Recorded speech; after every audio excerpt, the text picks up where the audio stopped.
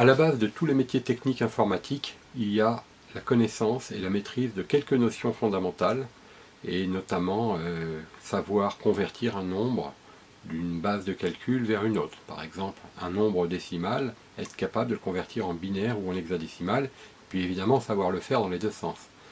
C'est indispensable, et c'est ce que je vous propose de découvrir au travers de quelques démonstrations, quelques petites présentations d'astuces qui vont vous permettre d'y parvenir très rapidement, même si vous pensez que ça vous semble compliqué et pas à votre portée. Vous allez voir qu'en quelques minutes, et en quelques minutes seulement, vous saurez parfaitement le faire. Bien sûr, il vous faudra probablement un petit peu d'entraînement et donc quelques exercices que vous serez sans doute raisonnablement amené à faire juste après cette découverte pour pouvoir ensuite vous habituer et que ça devienne pratiquement un automatisme. Mais je vous garantis qu'en quelques minutes, vous apprendrez, vous comprendrez comment on fait une conversion de binaire vers décimal, de décimal vers binaire, où vous allez même pouvoir découvrir l'hexadécimal qui peut-être aujourd'hui est totalement quelque chose d'étranger. Alors, donc dans cette présentation, on va voir comment on réalise une conversion binaire décimale simplement et rapidement en partant de zéro et avec peu de moyens, c'est-à-dire un simple tableau et puis de quoi écrire. Et on va découvrir comment à partir de la base de calcul des humains qu'on appelle la base 10. Alors la base 10, pourquoi la base 10? Parce qu'on dispose de 10 doigts, donc il est facile de compter sur ses mains. On va pouvoir convertir des données au format informatique, c'est-à-dire ce qu'on appelle le binaire. Pourquoi le binaire? Parce qu'il y a deux valeurs. Le binaire, c'est essentiellement deux valeurs. Ces deux valeurs, ici, peuvent prendre seulement deux valeurs, donc le 0 ou le 1. Et donc, cette donnée s'appelle un bit. Donc, le bit 0, le bit 1, le bit qui veut dire binary digit, c'est-à-dire en fait donnée binaire. Donnée binaire qui prend donc deux valeurs. Alors comment on va convertir un mot binaire, c'est-à-dire un ensemble de binary digit? Alors un mot binaire par exemple c'est ça. Généralement on calibre ce mot ici sur 8 bits. Alors pourquoi 8 bits aussi? Parce que ça correspond à la valeur étalon des ordinateurs des années 80 qui servent un petit peu de modèle à la construction de tout ce qui va venir après. Et on va généralement et très souvent doubler ces valeurs. On va passer de 8 à 16, de 16 à 32, de 32 à 64. Mais la valeur étalon est donc le 8 bits. Et savoir faire des calculs sur 8 bits, on va se rendre compte que ça permet d'atteindre des valeurs suffisamment grandes en nombre pour pouvoir coder les lettres de l'alphabet, les sigles qu'on a l'habitude de trouver sur un clavier. Donc transposer tous nos caractères habituels que nous utilisons vers une base simple, numérique, composée uniquement de 1 et de 0. Alors, pour l'instant, que veut dire ce charabia ici que j'ai écrit, que j'ai improvisé? Eh bien, pour le savoir, on va construire un tableau qui va contenir donc 8 colonnes, parce que nous travaillons donc sur 8 bits, et ce tableau va représenter les 8 premières puissances de la base 2, la base du binaire, donc 2 puissance 0 jusqu'à 2 puissance 7, donc 1, 2, 3, 4, 5, 6, 7, 8. Et en dessous de ces valeurs, qui n'ont rien de particulier, hein, c'est les puissances 0, puissance 1, puissance 2, puissance 3, jusqu'à puissance 7. Je vais vous décrire la correspondance dans la base 10, c'est-à-dire la base de nous, que nous utilisons au quotidien, la base de calcul des décimales. Donc la base décimale, je vais essayer de remplir ce tableau, mais si je ne sais pas démarrer, il faut que j'entende quelque chose qu'un mathématicien pourrait me démontrer assez facilement. C'est que tout nombre élevé à la puissance 0, donc ici on a celui-là, donne 1. Donc 2 puissance 0, ça doit donc donner 1. Si j'accepte ce postulat et que je l'applique, je vais donc mettre un 1 ici.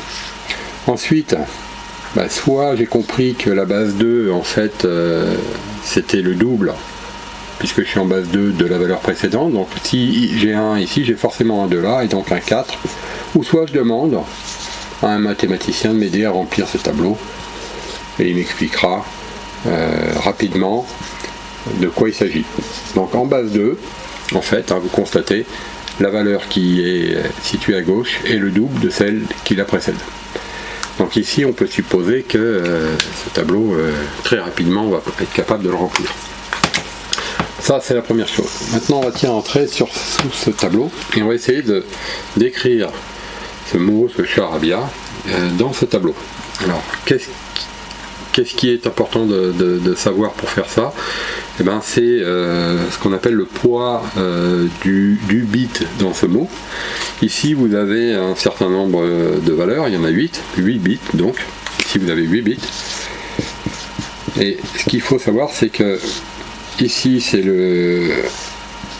la partie gauche, donc ça c'est le bit de poids fort. Donc ça c'est les poids forts qui se trouvent ici. Donc toute cette partie-là, plus on va aller dans cette direction-là, plus on va aller vers les poids faibles. Donc cette partie-là, c'est donc les poids faibles. Alors on peut appeler ça autrement si on n'est pas favorable à utiliser ces mots-là, mais fort parce que ça représente la partie forte d'un mot, faible parce que ça représente la partie faible. Donc ici on a les poids faibles à droite, les poids forts à gauche. Donc la première chose à savoir, c'est qu'il ne faut pas les inverser en réalité. C'est-à-dire que vous ne devez pas prendre ce 1 là, le mettre là, même si ça ne ferait pas de différence. Mais si vous faites ça, c'est un peu comme si vous retournez dans un miroir ce mot et il ne veut plus dire la même chose. Donc c'est important de respecter la position d'un mot, savoir où se trouvent les poids forts, savoir où se trouvent les poids faibles.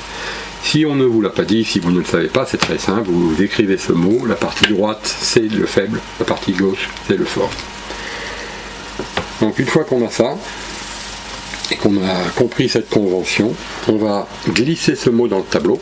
Donc là je vais le réécrire dans ce tableau, donc le 1 ici, le 0 ici, le 1, les 0 que j'avais mis, et ce 1 qui vient ici. Donc voilà le mot que j'ai écrit dans le tableau, et il me suffit d'additionner toutes les valeurs rouges qui sont en face des 1, donc de les additionner ensemble et d'ignorer les autres. Autrement dit, je vais faire ici un 128 plus, là il n'y a pas de 1 donc je ne prends pas, 32 plus 16 plus 1. Donc j'ai conservé uniquement les valeurs où un 1 se trouvait en face et j'ai donc ignoré les autres. Je fais donc une simple addition, 128 plus 32 ça fait 160, 160 plus 16 176 plus 1 177.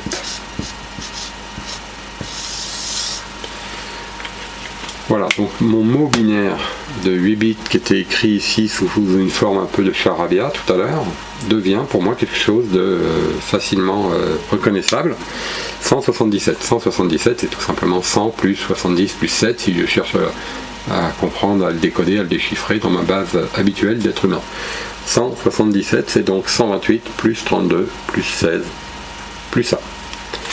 On va en faire un deuxième. On va essayer d'aller un peu plus vite. On va en faire un, on va écrire ça 1, 1, 0, 0, 0, 3 et 2, 5, 6, 7, 8 par exemple, voilà. Donc ici, hop, on l'écrit dans le tableau, donc 1, 1, que des 0 sauf des 1 à la fin. 0, 0, 0, 0. On peut faire l'addition ici ou là ou dans le sens que l'on veut. 2 et 1, 2 et 1, 3. 128 plus 64, ici 192. 192 plus 3, 195. Ça va vite. On va en faire un autre. Encore un autre.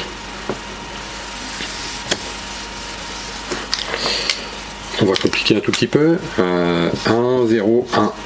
Alors, ici, on a un mot qui ne fait pas la valeur de 8 bits, donc qui ne rentre pas dans le tableau, en tout cas qui rentre, mais qui risque de se promener dedans si on n'applique pas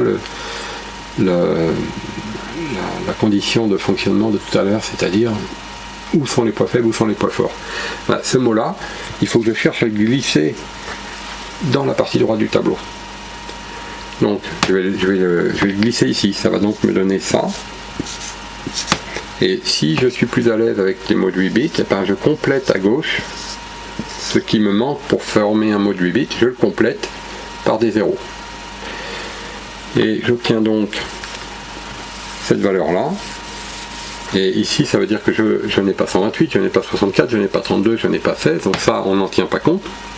Mais je l'ai écrit pour bien bloquer mon mot dans le tableau, comme ça il ne peut pas bouger.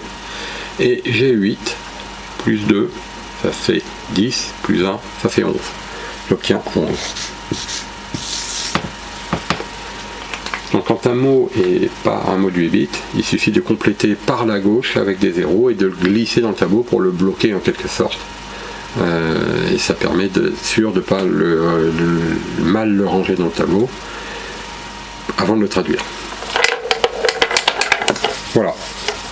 Donc vous savez désormais, et ceci en moins de 10 minutes, comment on convertit un mot binaire en mot décimal, c'est-à-dire une valeur humaine, compréhensible, un nombre que nous avons l'habitude de manipuler.